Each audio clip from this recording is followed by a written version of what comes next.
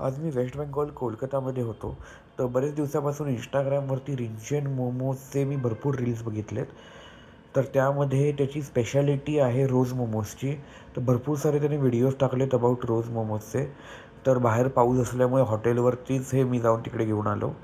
तर तिकडे खायचे होते पण तिकडे टेक अवे असल्यामुळे घेता नाही आले, मग हॉटेलवर घेऊन आलो. तर आता हा बॉक्स बघताय तुम्ही, ते आपल्याकडे अशा बॉक्समध्ये लिटरली मोदक, पेढे वगैरे पॅक होतात, पण इकडे मोमोज होतात. तर हे असे रोज मोमोज आहे. ते दिसत तरी पालकासारखे असले तरी आहे ते रोज.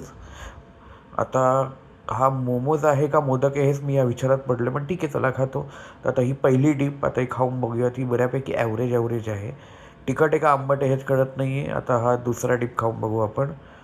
ओके, हा ठीक आहे, चला जाऊ द्या. आता मेन फोकस म्हणजे आपण मोमोजवर करू.